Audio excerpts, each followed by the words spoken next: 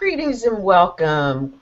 Welcome to another module of the Permission Movement Experience. My name is Lynn Hawkins, and I'm one of the co-authors of the book named Permission to be Powerful. And today you're going to see several of the other co-authors, as well as our distinguished guest, Mr. David Bullock, who is the, I want to say creator of Story Leverage, but we'll hear all about that as we move into today's module. Right now, I want to impress upon you two things. One, the Permission Movement experience is for you, women entrepreneurs, speaking to women entrepreneurs and you know, the great men who are out there who are not only supporting us but supporting the causes that we're supporting. And it is truly about the nonprofit enterprise cause that we are also supporting. You know, anybody can be an author or a co-author, but when you've got a co-authorship that's about a purpose that is bigger than the book, bigger than us, it really means a lot. And what it is that these co-authors have brought to this project is an opportunity to really talk about some of the life and tools, life skills and tools that they've learned in their journey, and in extracting them in the book into, or from the book into, a study guide and a leader guide. Our intention is to impact the lives of girls and women in particular, and to begin with, we're focused on girls who are aging out of the foster care system, who are looking ahead in their lives and saying, oh my God, what's out there for me? And we're talking about girls who are coming out of juvenile detention thinking, if I have to go back into the situation that I came out of, maybe I should just stay here. We're talking about women who are transitioning out of the prison systems who, I mean, this is the fastest growing population in prison is women. It is not only the fastest growing, it's one of the largest in the world, is here in America. The women's in prison is the largest population now. It has been growing over the past 30 years by unparalleled numbers, and these are some of the women and girls that we want to reach. We're also looking at women who are transitioning out of the military, where today life looks very different than it did 3, 4, 6, 20 years ago when they first enlisted, and helping them to transition with the knowledge that there are some tools out there that you can plug into and utilize that for us, it took us years to find. And one of the things that we all have come to an agreement about is that if we can make a difference by putting some of these tools in the hands of girls and women at younger ages, then we may have a chance of really creating a better world. And that's our goal.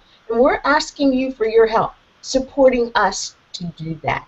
Your contribution to purchase a package, a digital package of the Permission Movement Experience, is going to help us to do that. And you'll be able to go to permissionmovement.org, find out all of the information about how you can get involved in the Permission Slips campaign, as well as the movement. So with that said, this Permission Movement Experience has been brought to you with the theme Story.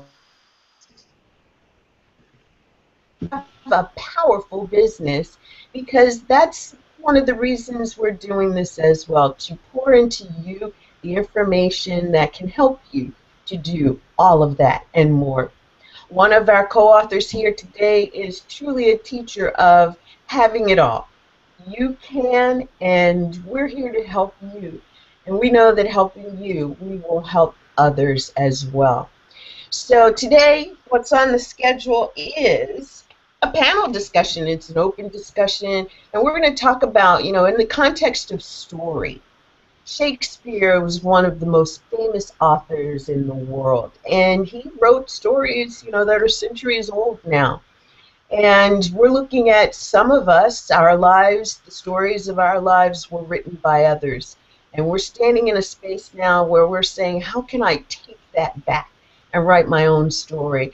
Not be Shakespeare or allow myself to be Juliette where Shakespeare has written my story, but rather be the author of my own story.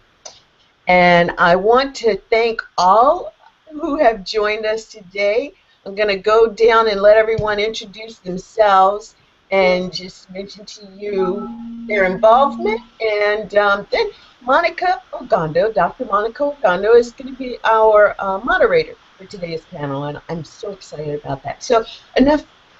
I am, once again, V. Lynn Hawkins. I'm your host, and I'm the creator of the Permission Movement and the Permission to Be Powerful book. I'm an intuitive business mentor, and I am the founder of the P3 Academy of Social Entrepreneurship, where we teach entrepreneurs how to build social enterprises and do more good in the world. Now, who'd like to go first? I'm going to start down here at my left and toss the ball to you, Andrea. Why don't you introduce yourself, let us know who you are and what you're doing over there. You are on mute, so great. Yay, thank you, Lynn. So great to be here with you all, especially you, Lynn.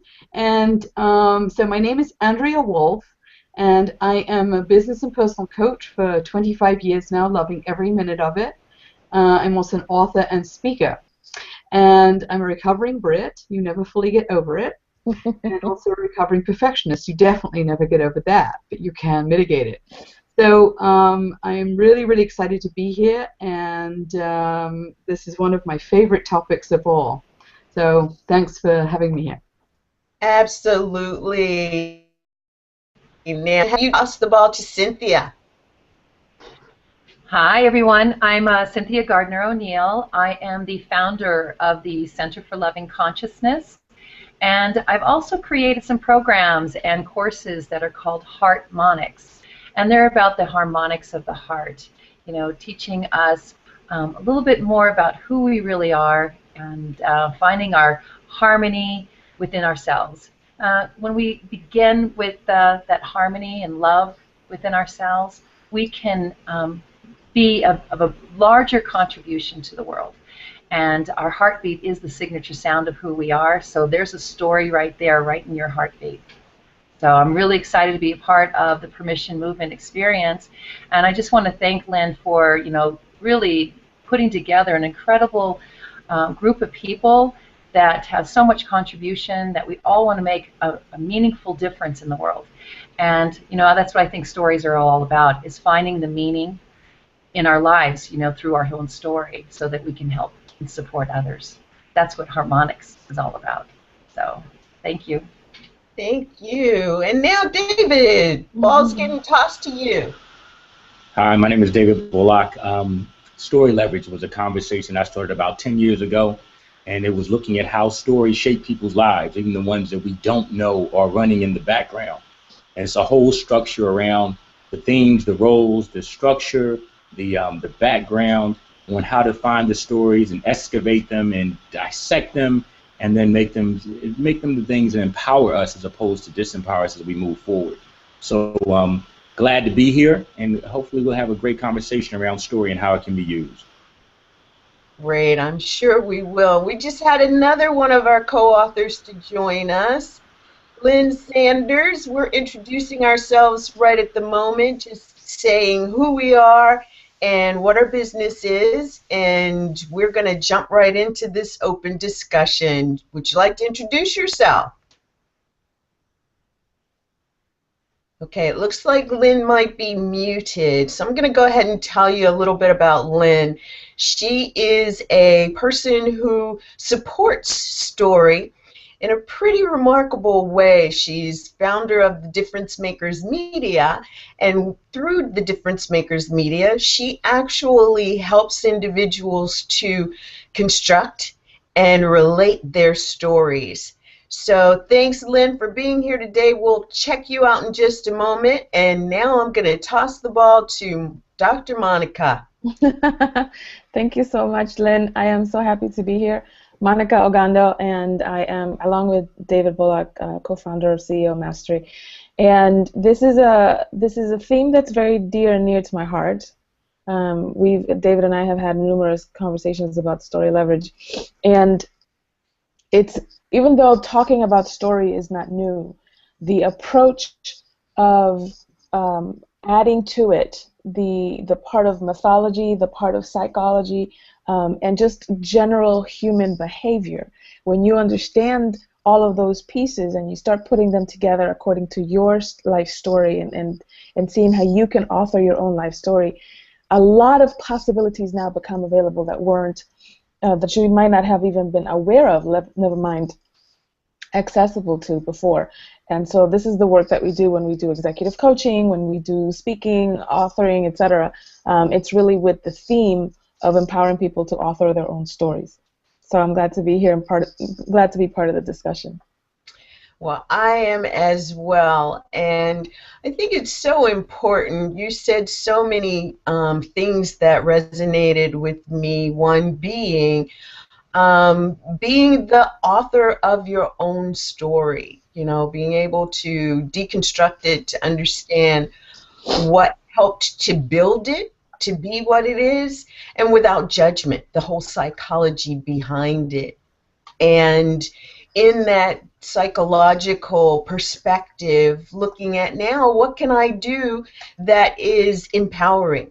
And a lot of what we don't understand is that much of our story, our current story, and the story that we want to write for our future, is the piece that requires us to take responsibility in two things: accepting what our past is, whatever it is, without judgment, and number two, taking responsibility for the self-empowerment that's required. You know, a lot of times we look outside of ourselves as to who can we give that responsibility to, but it truly is the responsibility that we have to accept for ourselves.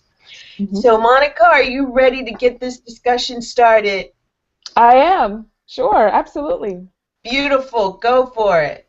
One of the tenets of as you know, we do a season called When Women Thrive, and Thrive is an acronym, and the T in Thrive stands for Tell the Truth.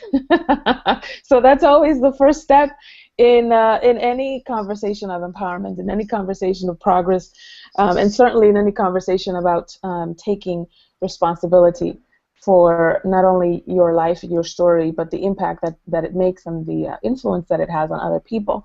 And I think sometimes one of the reasons why people tend to abscond their own role in their story is because sometimes it's difficult to see how we are impacting other people.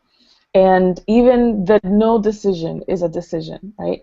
So I wanted to hear from everyone here on the panel, what are some of the key ways that you have learned to tell the truth and own all of it, right? So a lot of times it's good to tell the truth when you've got degrees and when you've got accomplishments and when there are awards on the wall, but then there are pieces of our stories that are the dark side, the shadow side, the failures, the parts that have been embarrassing, things that maybe can be categorized as regrets.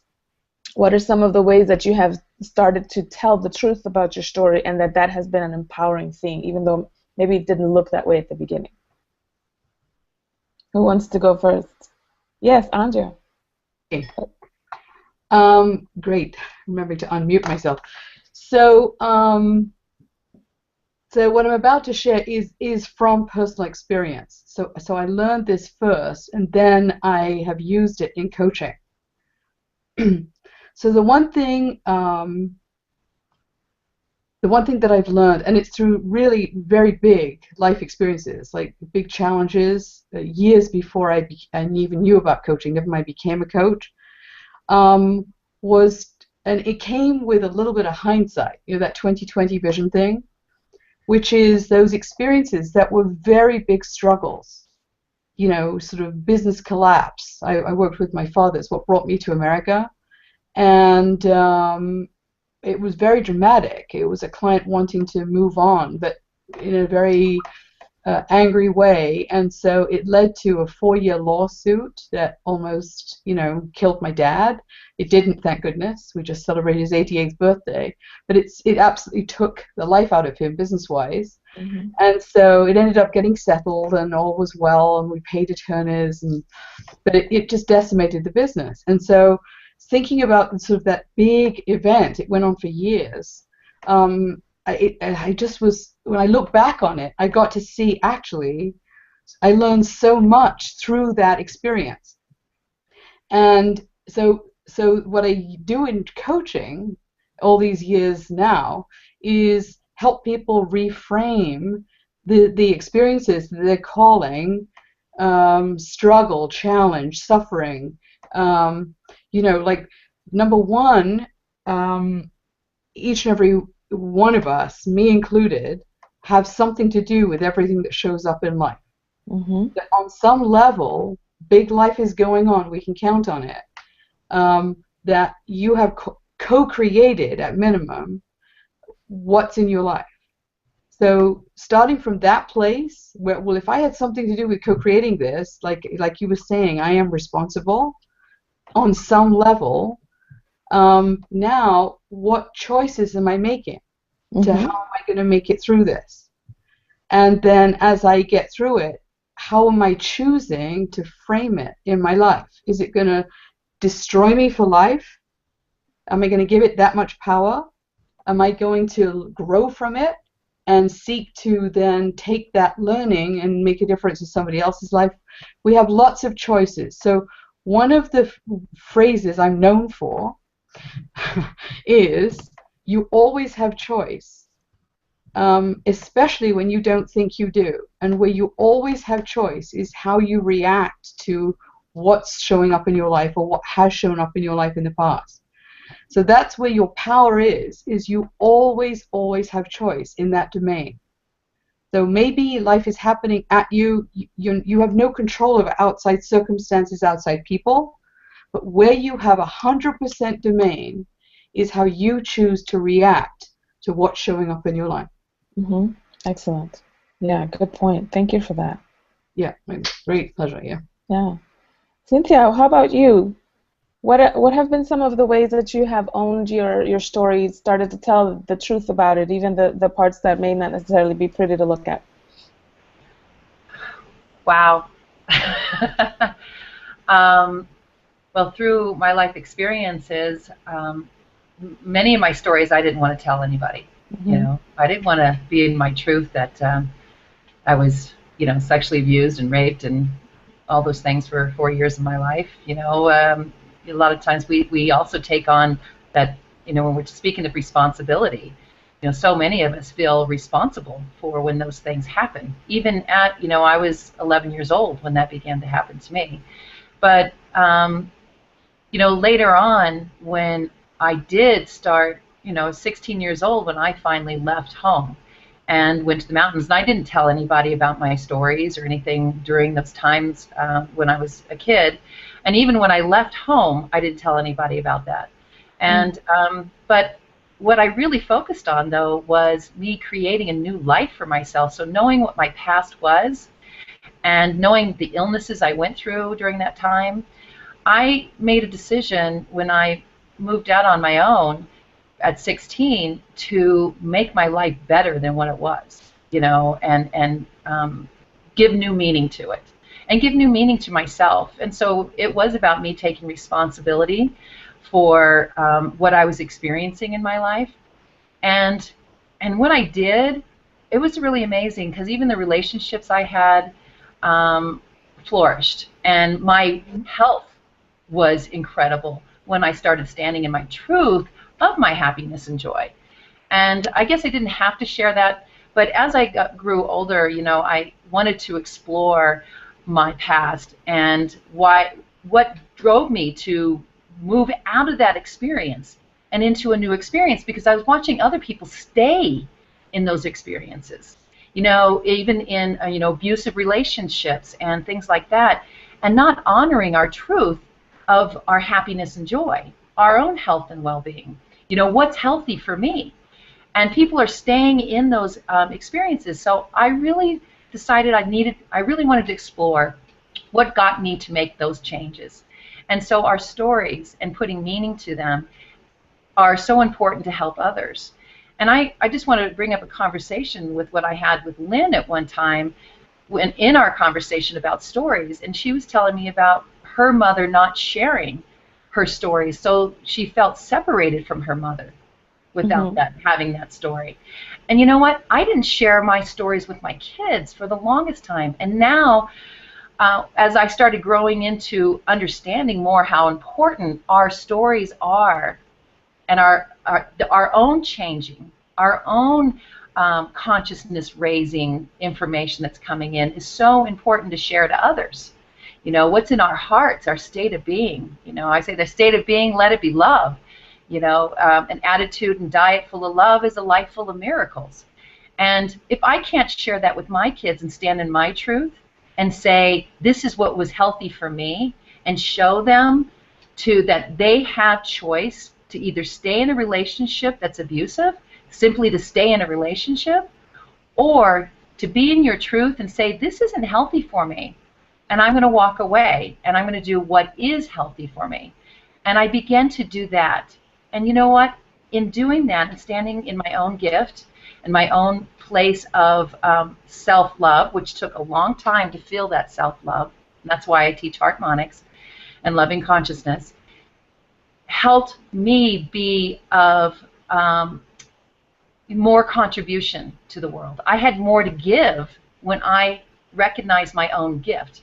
So we can't give what we don't have within inside ourselves.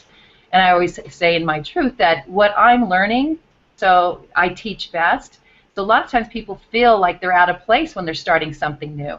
You know, like God, I don't know this, so I'm not going to go try this. What we're learning, we teach best. So I say go for it. That innocent perceptions with awe and wonder, and keep learning, keep educating yourself. And that's what we're doing here at the Permission Experience. Is we're giving people something new. A new meaning to life, a new experience from also hearing other people's experiences. And that's what stories do. They actually help us live in our truth because we're watching others do it. And so that's what my experience has been. You know, the more I shared my experience, the more I helped others have a better experience. Yeah, yeah. That's great. Thank you for that wisdom and that insight. It's true when you finally do get to the truth of it. It's almost like looking for the monsters under the bed. It's like, oh, you know what? I can actually. There's nothing here for me to be scared of. I can actually use this. That's awesome, David. Yeah. I would love to hear from you in terms of, you know, this is something that is really your brainchild, the aspect of story leverage anyways. So give us a bar or two about the import of telling the truth and how you've been able to use pieces of your story, even the pieces that have been uncomfortable, to you know, leverage your story. Well, the truth. Can you hear me? Oh yes, now I can. Good. The truth of the matter is stuff really does happen. I mean, really stuff happens in the physical universe. You know, trees fall on cars, car accidents occur, things happen. The question then becomes, after something happens, what do you do with that? You know, because it goes from physically something happens to what story do I make up about it? Now, one of the things I listen more often than not is that everything takes time. The idea that, well, you know, it took 4 years for this, or this happened over this course of time. You know what? Time becomes this irrelevant thing when you really start getting the truth of the matter. Because whatever's going on with you, it happens in an instant. I mean, you could be going down the street, and it could be a car accident. A tree could fall on you. A rock could hit you. A bullet could hit you. There's so many things that can happen in an instant. But for some reason, we put more import on those things that happen over a long period of time, when even if you look at this thing that happened over a long period of time, it was just a bunch of instances. And that's reason for me, as far as looking at the truth of story, is that it happens in an instant.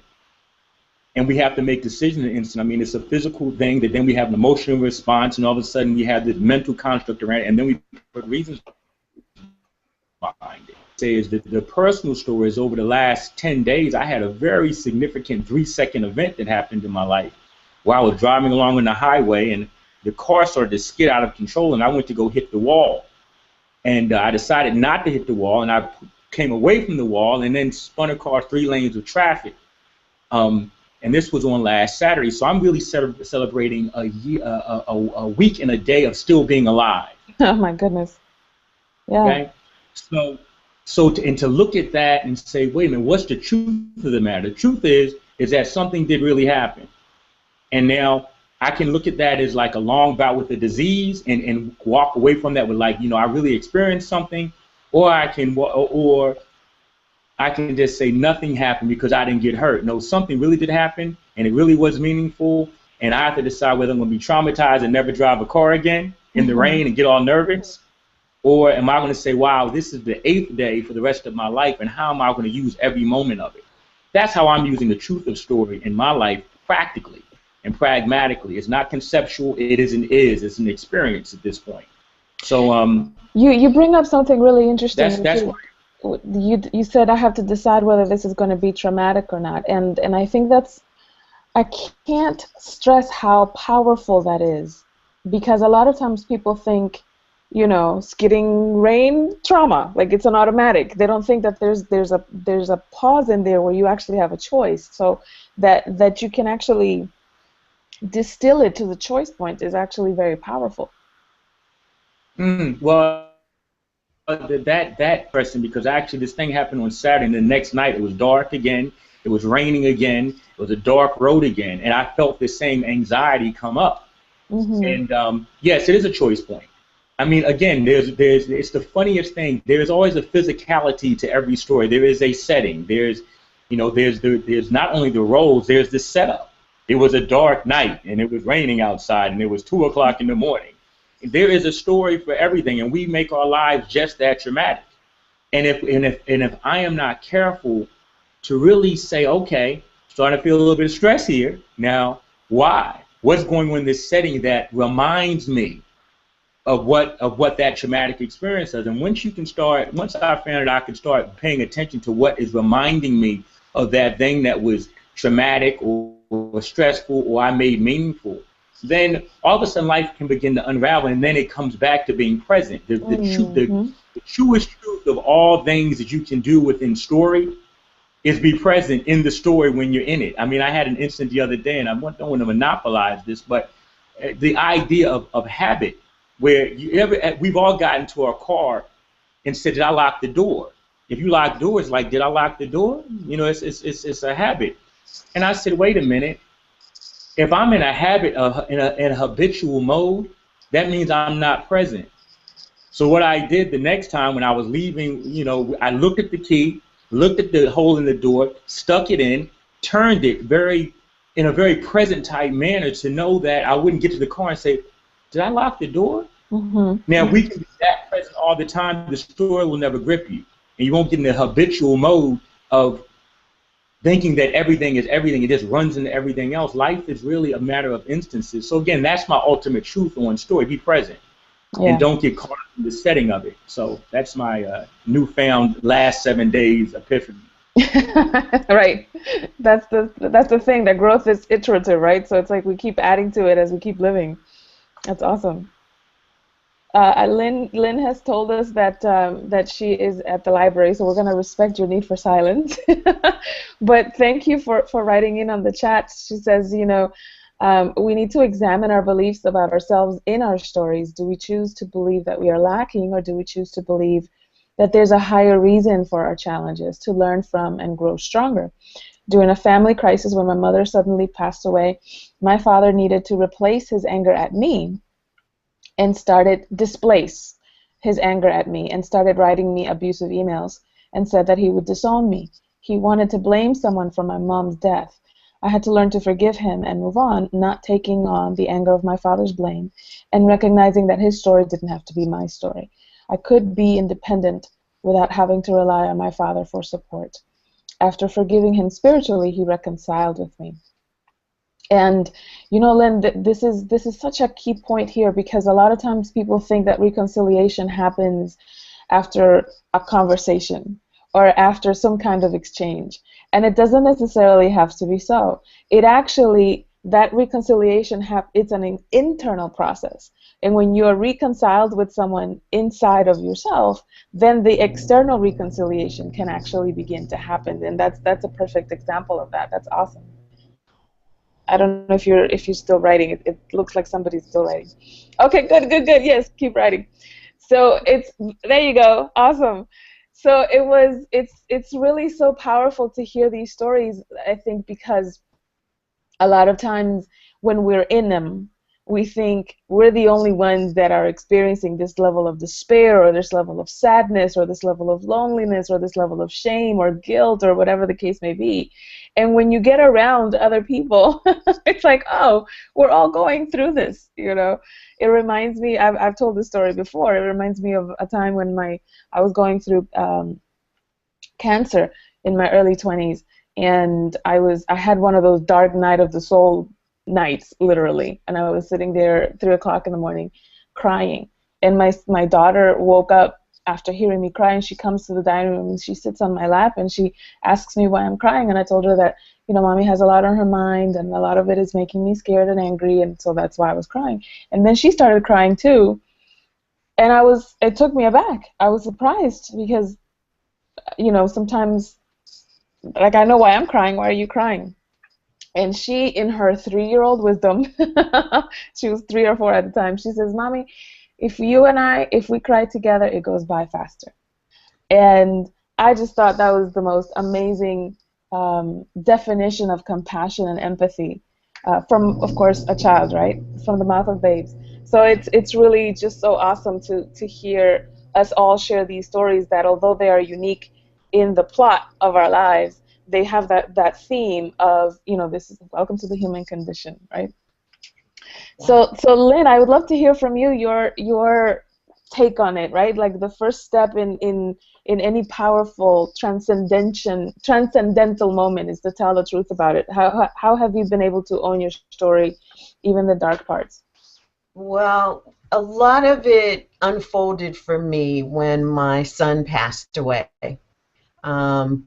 It's only been 2.5 years now, and I had questions about, you know, the truth of life, and not so much the truth of life in that, you know, whatever your reality is, it was based on choices you've made and decisions that you've actually stood in. So I've always been one, for the most part, to take responsibility for that.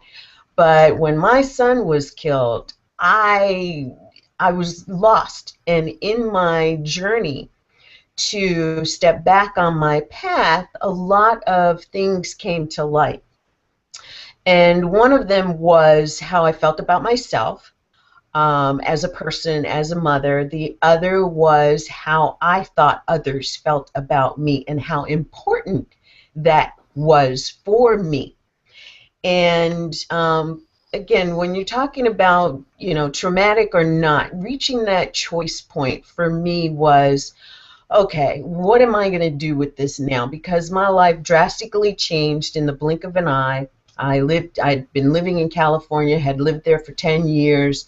The night that I left California to come to Atlanta, thinking I was going to be with my daughter, we were going to go to Japan, take care of all of our business and get him home and, you know, laid to rest and all this stuff. And I did not go back to California for 4 months in the realization that things had changed so much. My son had sole custody of my oldest grandson.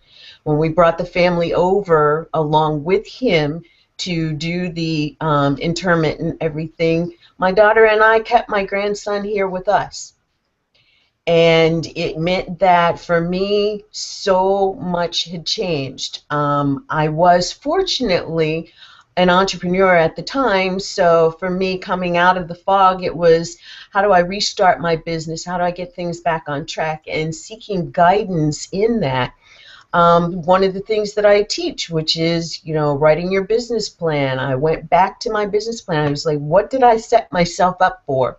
that I can get into and pick up again. And I had written my 5-year goal to go to a more global platform, to a more internet-based platform, virtual platform. And instead of it being 5 years, it was now 3 years. And I was able to do that and get back into or onto the journey that was calling my name in truth. And what that did for me was actually help me to see the other things about me that I wanted to choose to tell the truth about. One was both of my parents were college grads, masters. My mom went on to pursue a doctorate in ministry. She became a minister. My father was a concert violinist who played for the Philadelphia Philharmonic Symphony. He had played on the stage at Carnegie Hall.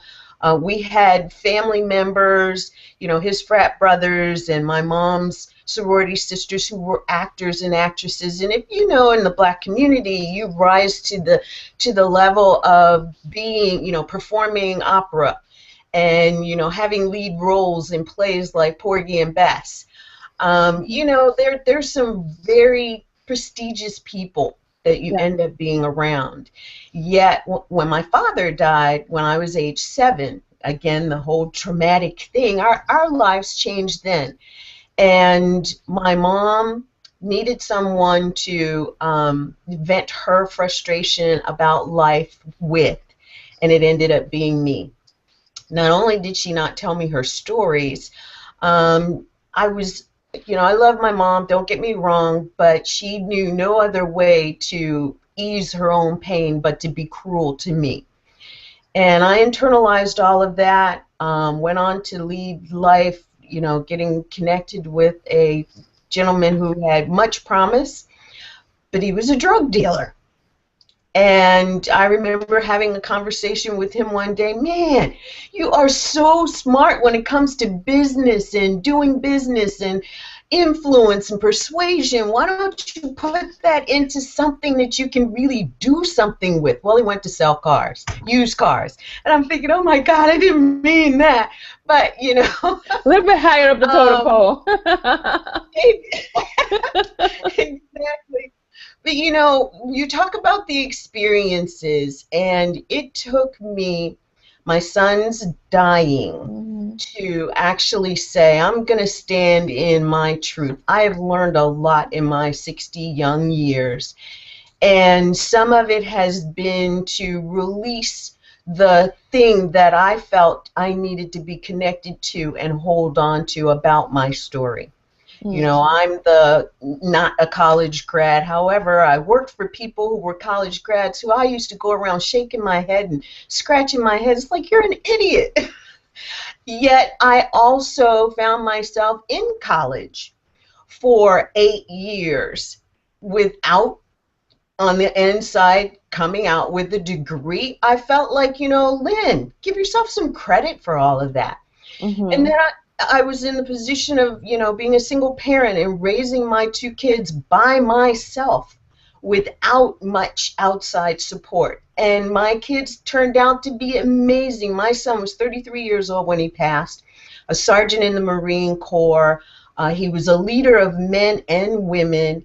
He, at his memorial service in Japan, superior officers, people who he was his peers and subordinates, over 200 people came to the memorial service. And that spoke to me. I look at my daughter now and the career path that she's on, and all I can say was, Lynn, give yourself credit for the choices that you have made. Don't deny it, and don't deny your story. Even with my grandson, being able to share with him, he's like, my dad's gone. I said, I know how you feel. And he looked at me and said, how do you know how I feel? I said, my dad died when I was 7. You were 10. You had some extra years with your dad. And we're going to celebrate that. Brought us so much closer together. And from that point in time, I have truly committed to I can't do anything about my son being gone except to be the legacy of love that he left for me. And that's one of the reasons why the Permission Movement and the Permission to Be Powerful book has come about, because it is important for us to recognize where we are in our stories, and if there is a pivotal point upon which we choose to switch gears, shift in another gear, to move faster, higher, it is about that choice point. When do you decide, and what do you decide? And that's why I'm here today. And I'm grateful for those who didn't even know this part of my story that, may seem like I'm sharing it for the first time. There are parts that I am sharing for the first time, but I realize how important it is for others to know the conviction within which I have of moving this forward, of being a part of something so important, and standing in my truth to go on to speak my story to help others. Yes. One of the things that I really appreciate about you, Lynn, is that sometimes when we are retelling our stories, we are still so connected to the pain of it or to the sadness of it, etc. And one of the things that I so appreciate about you, I don't know if you do that consciously or unconsciously, but one of the things that I appreciate about you is that you do tell the story like Shakespeare, like you're authoring it, right? So it's like it's almost, there's a bit of detachment to it, but you're still connected, right? Because it did happen in your life, right?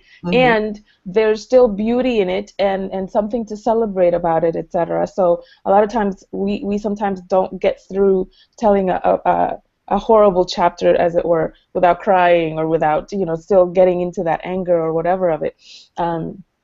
So I really appreciate that you're able to deliver the story as the lesson that it is. Like, this is my life, it's part of me, and it happened to me, and it was painful when it happened. And when I'm offering it as something that can lift all boats, as it were. And I really appreciate that about you. Thank you. And that brings up one last point that I want to make quickly and clearly.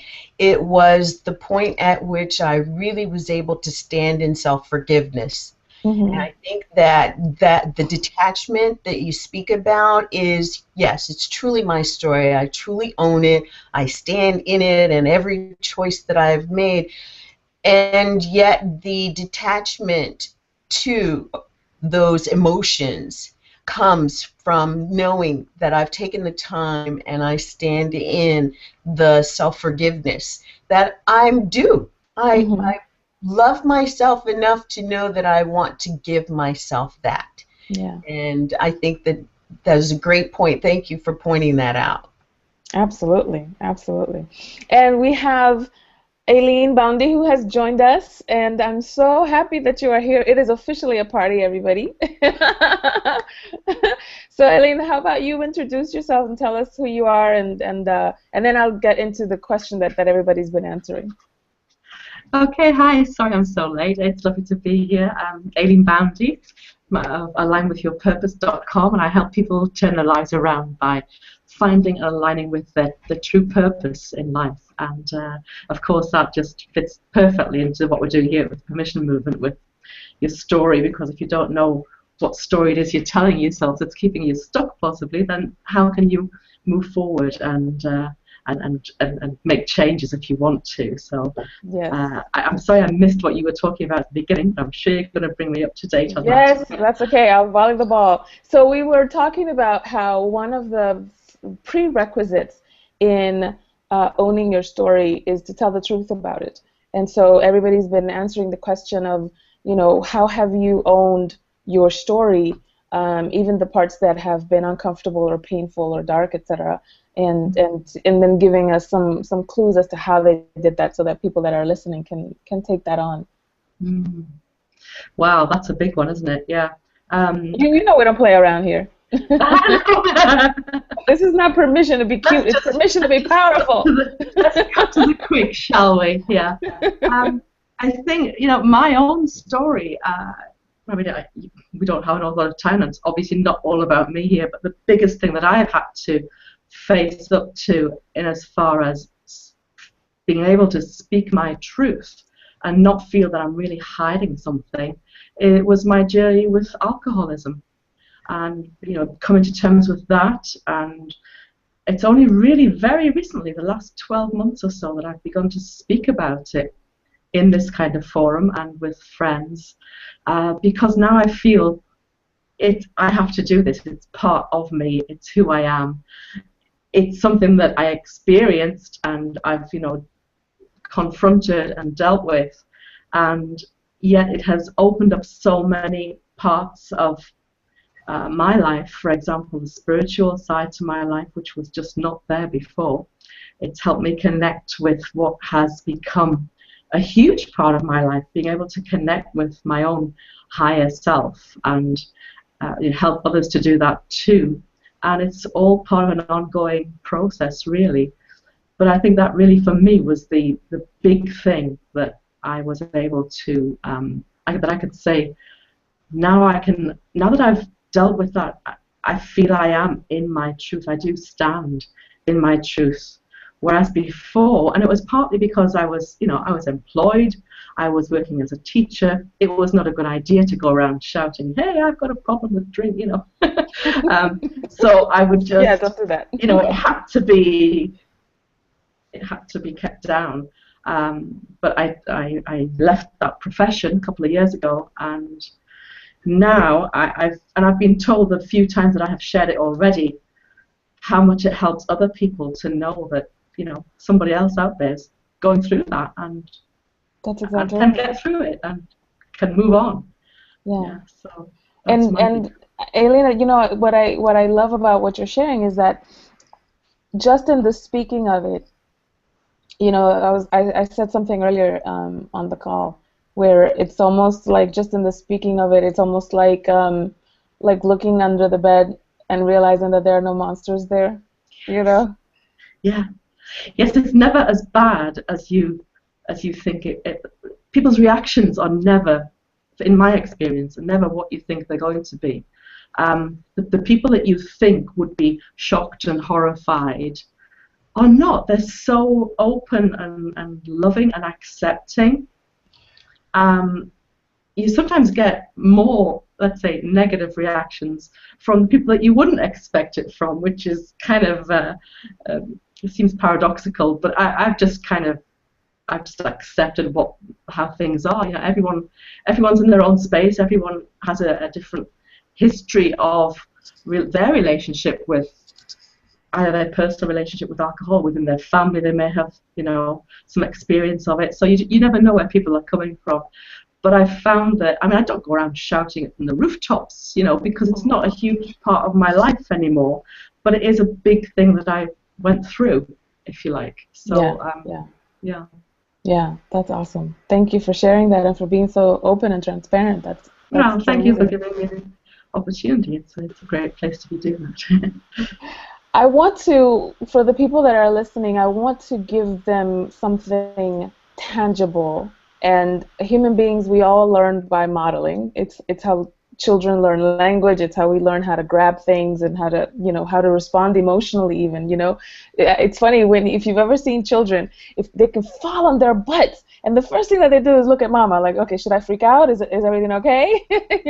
We look to other people for our clues, and so I would love to hear from the panel, based on what you've been through and the story that you've owned and all of its beauty. What are some of the ways that you have trained yourself or coached yourself to exercise that choice? We've been talking about being a choice, and Andrea was so good to open the conversation with that. But it takes a level of awareness in order to be able to exercise that choice. So how do you bring yourself to a level of awareness when you're in the throes of, pain or an emotional breakdown or maybe an uncertain situation? I don't know if I should do this. Should I take the loan? Should I not? Should I sign? Should I bring this partner on? So how do you bring yourself to a level of awareness where you can make a choice that speaks your truth? Since you were the last one, Elena, how about you lead us down the line? Okay. Well, for me, it's relatively straightforward now. I just get quiet. I go within. I connect with what I believe is my connection with my own higher self, which for me is a connection to the divine. And I just ask the question. I just, I check in, if you like, and I don't even have to meditate now. It's better if I do, if I can, but I can actually just turn away, find a quiet spot, go for a quick walk in nature and some breathing, just focus, and then I just ask the question within. And if I usually get a physical body sense, a gut feeling, as to whether or not it's a good idea.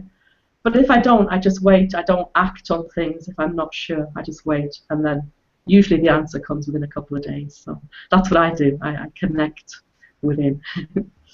Awesome. Thank you, Elena. Andrea, how about you? What do you do to get yourself in that aware place where you can be at choice? So yeah, it's a great question. I completely second everything Aileen just said. Part of the language, I was jotting notes to say, what do I want to say to this? So one is remembering to trust myself. So again, if I'm flipping out, we're all capable of it, even us very trained people, quote, enlightened. So I say tongue in cheek, right? All humility. So it's a human thing to react. And so, like, taking a moment to notice I'm reacting versus being the brilliant me and everything I coach and train and teach people, right? So trust is a very big thing, trusting myself.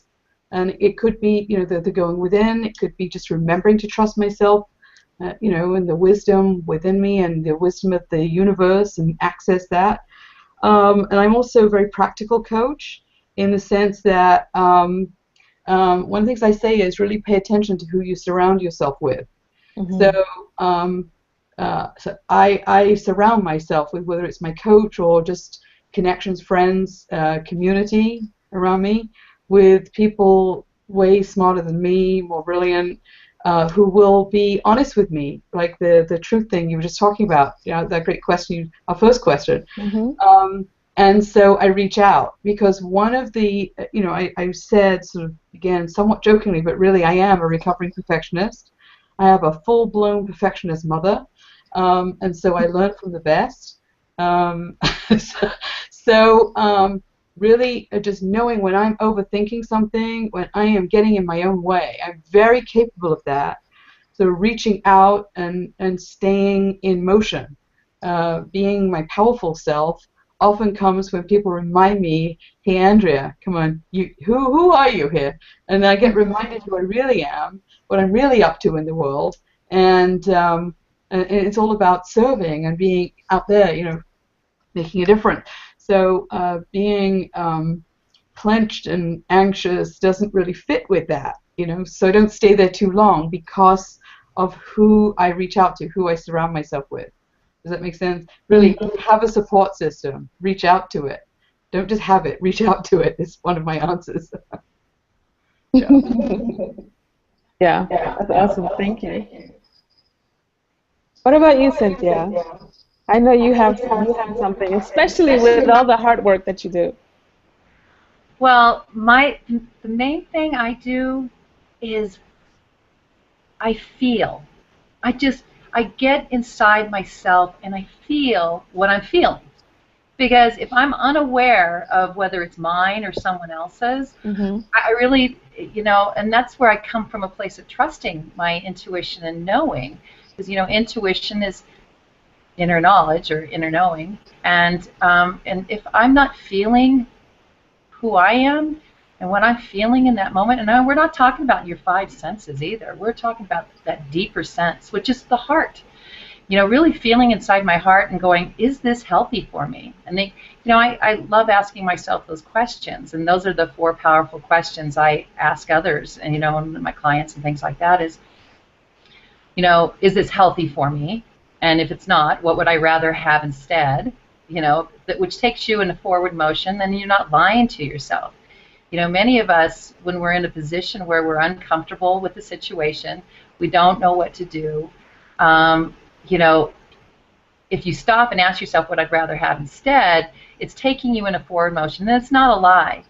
You know, I have a lot of people who've said to me, you know, when I used to teach, you know, think positive, think positive. Give me an affirmation. I want you to speak this affirmation. And they'd be in pain, and they'd be going, you know, saying this affirmation, and they go, you know, I'm in friggin' pain. I don't want to lie to myself. So, you know, that's one thing I learned really quickly is, you know, people don't like to lie to themselves. They want to be where they're at. Well, they, you know, they are, you know, they need to know where they're at in order to move in the direction that they'd rather go. And so that's where I like to stay, in feeling. And then the breath comes in, just like Aileen talked about. You know, breathe. I would say breathe deep into your heart and love yourself more today than you did yesterday.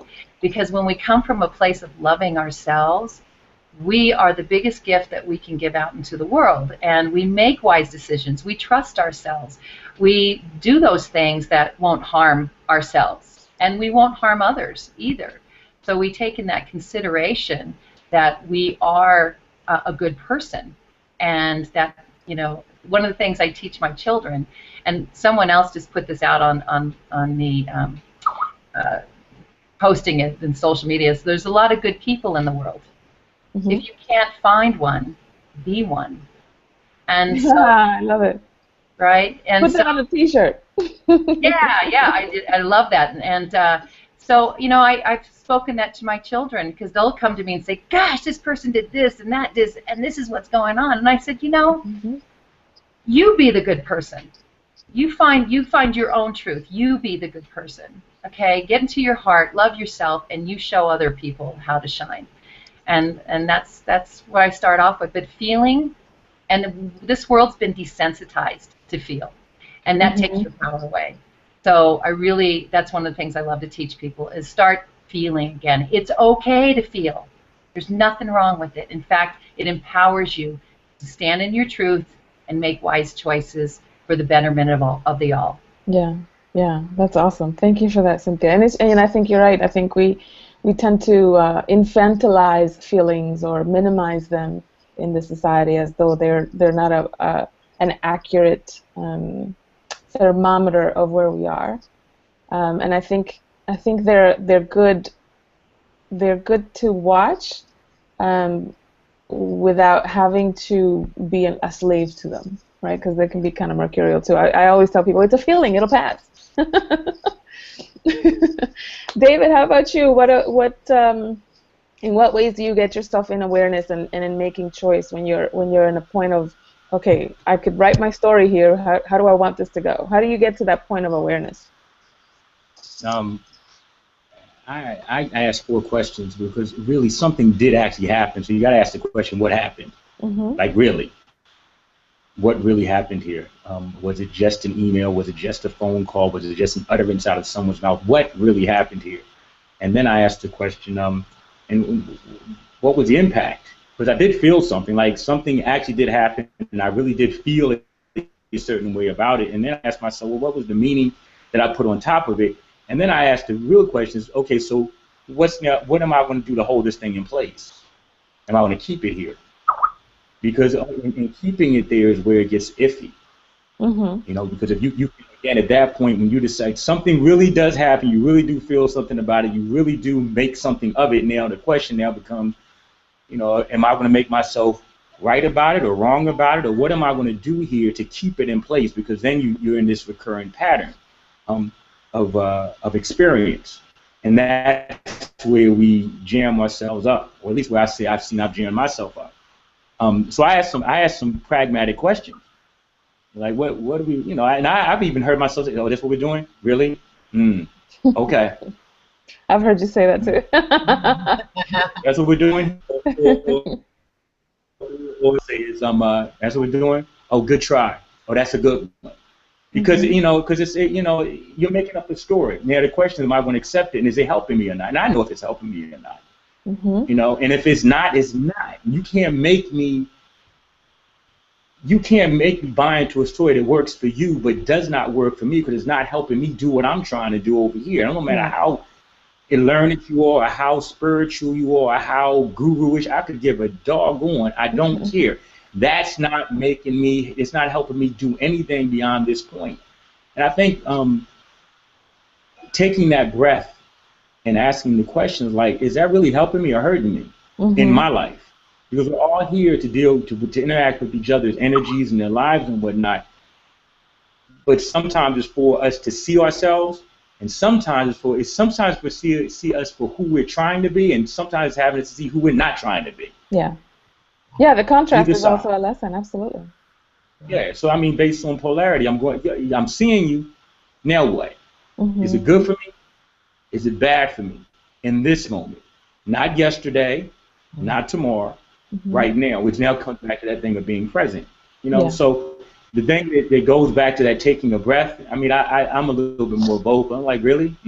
That's what we're doing here? Not. And more importantly, not on my watch. You know, keep your eyes open because stuff is going to happen. But the question is, when it's happening, you know, do I want it to happen again or not? Yeah. You want it to happen again, then keep it. If not, discard it and keep moving. And that's how life can be. So those are my questions and my little snippets on it. Love it. Thank you so much for your contribution. Lynn, as I said before in the beginning of the call, she's in the library, so we're going to respect everybody else's right to privacy and silence over there. But she's been writing in, and so some of the tips that she has offered. Number one, of course, remember to breathe. Sometimes the best thing that you can do to center yourself is just close your eyes and just woo-saw yourself into the present moment. And and number two, surround yourself with the right people. I believe she's speaking. She says, I believe we all have angels on earth, close friends who can help us along our path. And ultimately, we all have that inner guidance within us. We can feel the right answers by how we feel. It's not always easy to trust ourselves. Loving ourselves is the biggest key to moving forward. And I've been learning recently about the power of deep breathing. Mindful awareness is very helpful. Oh, Andrea says that she's got another thought. Go ahead, Andrea. Okay, so yes, David just inspired a thought. Thank you, David. So he does that. Yeah. The thought is this. So I call myself a lifelong learner, and I'm all about stretching and growing. So sometimes it's very uncomfortable because ongoing. If I'm going to coach others to do that, I better be walking my own talk. So one of the ways I help myself through challenging moments is to ask myself, what's the opportunity here? What's the lesson? Because often my biggest challenges are lessons I need to be getting, ahas I need to be getting. So the sooner I remember to ask myself that, the quicker I get through. You know, what's the opportunity here? What's the lesson? What's there for me to get out of this? And I love what everyone's saying. Just want to say I agree with everything. No, it's interesting you would say that. The idea of what are we doing here really goes back to full responsibility. What am I doing here? Because there are choices that I realized I made to put me right where I am. I mean, I could have gone left, but I could have gone right. I could have not picked up the phone. I could have done anything, but sometime between the time I was born until now, there's a whole bunch of ways that I could have gone to either avoid it and or reinforce the situation I'm in right now. So there's nobody to blame. There's no one to look at and say, you know, how did I get here? Well, you put yourself here. Now the question is, am I going to take responsibility for that? Now again, I'll say, okay, so that's what we're doing here, because typically there's someone else there, and if it's not someone else in there, okay, so this is what I'm doing here. Okay, you know, so you can go from we to I. And then be the author of, you know, the author and finisher of your faith. Is that at the end of the day, you're the only one who's always there at any given time. And to me, that's the ultimate story. At the end of the day, I'm going to get up and I'm going to go to sleep with the choices that I made. I made them. And knowing that means, yes, I am Shakespeare. And I am standing back from this thing. I mean, even like the way I described the incident on the other day. I was driving along the road. Ooh, look, the car just broke loose. Ooh, this is going to be interesting. What do I do now? You know, ooh, you know, it's a movie. It really is a movie. If you go to the movie and you see the lights and sounds dancing off of the screen at any given time, tell me that your life is not a movie, just like in the movie theaters when you go and pay your $7.50 to sit down. It has drama. That must be the it has matinee. characters. What'd you say? I said that must be the matinee. You know, that you know, that's the, you know. But if you look at it, the same thing that you see in the day in the life that you spend money on, Yeah. you see the same people in the day of the life of your life on a day-to-day basis. And for me, recognizing that is an awful amount of power in that.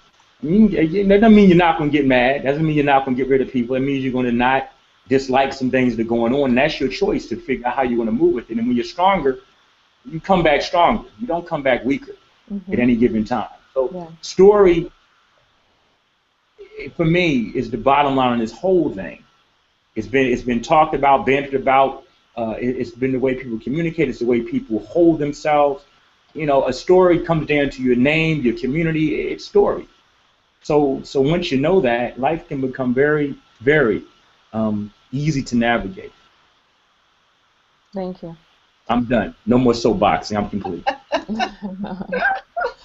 What about you, Lynn? How do you bring yourself to center and at choice point in writing and authoring your own story, making decisions and such? That is just such a great question, and all of the information that was poured out of the hearts here was so great, and some of which I will reiterate real quickly, and others I'll just build on those key points because it is a process. You don't just get there. I mean, you can make it as short of a process as possible, but it's still a process. You know, when something happens, then this, and you get in choice, and then the next thing. So it is a sequence of events, and for me, it's always to stop. I love the Bob Newhart thing where he's the psychologist and he says, stop it, just stop it. And to think about being in any place of fear, trepidation, or questioning, just stop it right there. And the rest then can unfold. And the rest being, for me, the breathe. That is key. One of the things that I learned recently in emotional intelligence is that there's a company in Silicon Valley, California called 6 Seconds that actually has produced studies, and the results have led to the fact that it takes 6 seconds to really bring your emotions back into place, and in those 6 seconds you can then make a much higher level conscious decision about what it is that you choose to do. Now, if you're in a spinning car and you got all this stuff going on, 6 seconds is a long time. So while they say 6 seconds, it can also happen in 1. It's just how familiar, how, it's like doing anything. It's the muscle reaction. If it's your first time, it's going to take a little longer. But after you do it for a while, you hone in on that, and what could have taken you 6 seconds or 6 minutes or 6 hours to come to grips with may come to you really in a lesser amount of time. And then trust. And for me, it's trust. Asking yourself, asking God, asking that which must come back to you in the way of a spiritual answer, an answer that aligns with your heart. Be open to receiving that answer. Trust that in your asking you will receive the answer. And then, of course, being in that choice.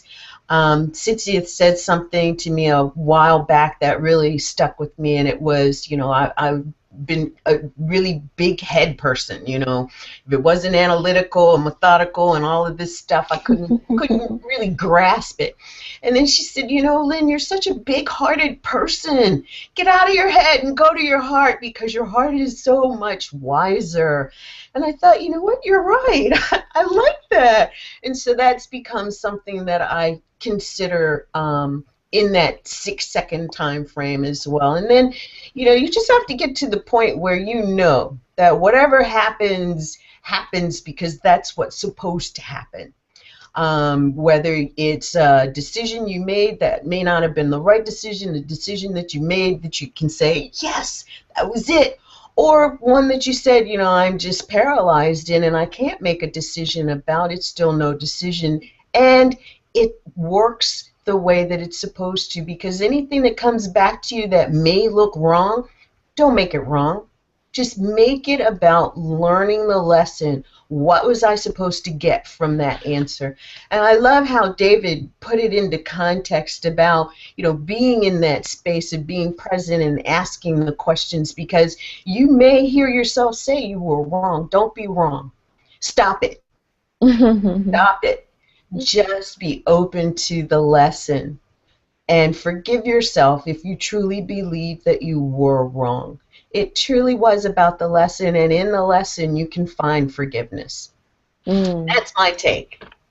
Lynn for president. That was awesome. Great way to wrap it up with such wisdom and compassion. You know, sometimes I find when I'm coaching people, and particularly when I'm in my own head about my own stuff, a lot of times we are so hard on ourselves, and the inner critic, that part of us that is always criticizing or is telling you how you should do something better, or that, you know, here are the opportunities that you missed, or here's how you jacked that up or this up. That little guy in that head of yours is one of the rudest, cruelest people, or at least voices. And so it helps us all when we can come back to center and just like David said, let's just get in reality here, like what's actually happening, you know.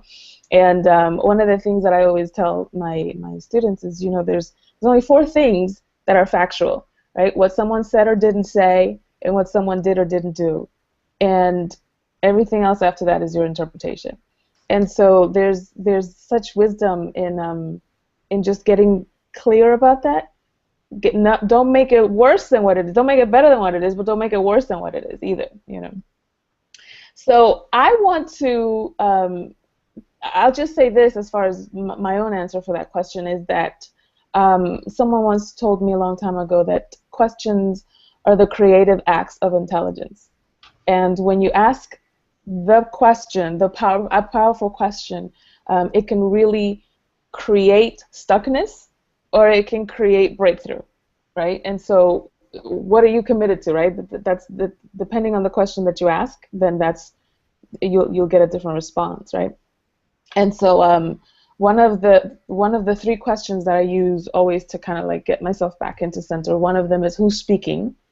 Sometimes I'll hear myself saying, oh, I'll never be able to blah, blah, blah, blah, and it's like, well, clearly the part of you that has infinite wisdom is not the one that's speaking right there, because the part of you that has infinite wisdom would never say that, you know. So that's number 1. And then number 2 is, so what, now what? Okay, so you missed that shot, or so you missed that meeting, or so you said something and now you're embarrassed. Now what? You know? And that gets me in a position of, you don't have to be stuck. You can actually make a different choice right now. You can actually create a different reality. You can author the next chapter. And then the 3rd question is, you know, what's my point in all of this? And it's a trickily clever question, because sometimes, you know, you'll be in a conversation with a friend and you'll be saying something like, well, I don't know what I'm going to do, and I don't, you know, and you get into that whiny thing. And so the question, what's my point in being whiny right now? Like, what am I trying to get here? You know, or what's my point in being stuck? What's my point in not knowing the answer? Given that I am a stream of divinity, that I am a child of God, and that there's a part of me that has all the answers, what's my point in insisting that I don't? You know, what am I trying to get here? So so those are the 3 questions that really get me into that point of awareness and making a different choice, or at least a better one. Dagnabbit, you know, you can always make a better choice. So I would love to do a round robin with everyone, and Lynn and I were teasing earlier about, you know, let's see if we can get everybody to just say one word. And I was like, well, let me not set these people up to lose. And how about we could just do like one sentence? If you could just have people walk away, right? That's a good compromise, right, Lynn? Yeah. If you can have people walk away with one piece of wisdom from this conversation, and you can put it into one sentence. Now, don't get clever. I know a lot of you have advanced degrees and you can just fit a paragraph into a sentence. But if you can just have one sentence that people can walk away with, the crux and the germinal wisdom of this conversation, what would it be? Let's start with you, Lynn. Okay. I would say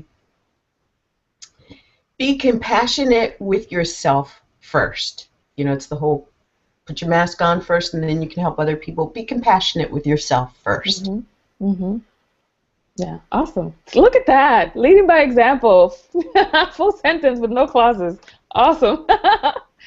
Yes.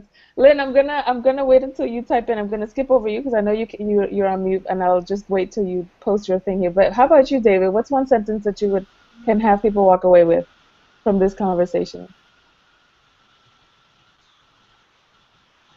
The most powerful story is the story that you make up and own.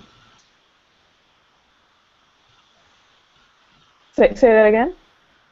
I said the most powerful story is the one that you make up. Ah. Mm-hmm. Yeah. Put that last little bit on the back of there and own. Yes. The one that you make up and own. That's right. Yeah. Love it. Love it. Way to be succinct, Dr. Bullock. Yeah. How about you, Cynthia? What would you have people walk away with? Well, I always like to say, and this is so pertains to everything here, is to receive, all life has to give and transform it into something even better. And then I'm going to add, why? Because you can. I love it. I love it. Thank you, Cynthia. How about you, Andrea? Here's what I want to leave you with. There is only one amazing, magnificent you. So anything you're doing, like comparing yourself to others, like beating yourself up, being hard on yourself, let go of all that, because there is only one you. Let your light shine in the world. Awesome. Thank you. Eileen, how about you? My little thought to end this with is listen to your inner guidance. Mm-hmm. I mean, you know, it doesn't. You could dress that up if you want to, but ultimately, that's the bottom line, right?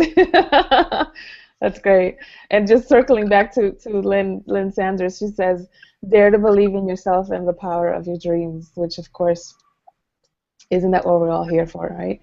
So I want to thank Lynn, all of you, for participating, for being present, for engaging in this conversation. I think it was really juicy and powerful.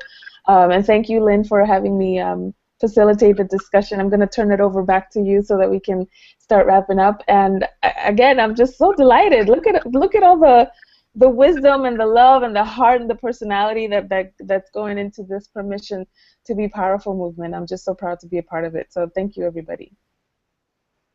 And thank you, Monica. It has truly been an experience to be here with you and with everyone today. I'm so grateful that each of you has been able to join us, and you know there are numerous co-authors in the book, many of whom have their own things. They're in other parts of the world where it's nighttime or wee hours of the morning. So for those who are here, I'm just very grateful to you. Thank you, David, for inspiring the whole story piece of this. One of the things that I was doing in planning the Permission Movement experience was looking for the appropriate subject matter. And about 2 weeks before, as I was in the final planning stages, I heard you speak on story leverage, and that has gotten us to where we are today. And I'm just truly grateful to you for that. And to our audience, I want to say thank you for joining us, whether you're here live from wherever you are or you are listening to or watching one of the replays. Thank you for being a part of the Permission Movement experience. We're not done yet. There's so much that has gone before this module today, and there's a bit more to come after. And I invite you to go to permissionmovement.org. That's permissionmovement.org, and tool around, see what's there. You'll see some of the modules, well, you'll see all of the modules that we have done. And, you know, with 9 weeks, 9 celebrity guests, and all or most of the co-authors participating, there's a lot of amazing content around story and how you can make a new story, write a new story, live a powerful life, have a powerful business. And thank you for joining us for this module of the Permission Movement Experience. We look forward to doing a little more around story before we wrap up the experience. And I look forward to you joining us. We've been here every Monday, Tuesday, and Thursday, 12 p.m. Eastern. And it's not too late to join us, not to mention the fact that you can get a digital package of all the recordings of all of the modules of the Permission Movement Experience. And I'd like to just extend that invitation to you to do that and to let your friends know about it. Share the experience. Thank you, everyone on our panel today. Thank you, Dr. Monica. You rock, girlfriend. And we will see you all next time. Bye for now. Bye, everybody.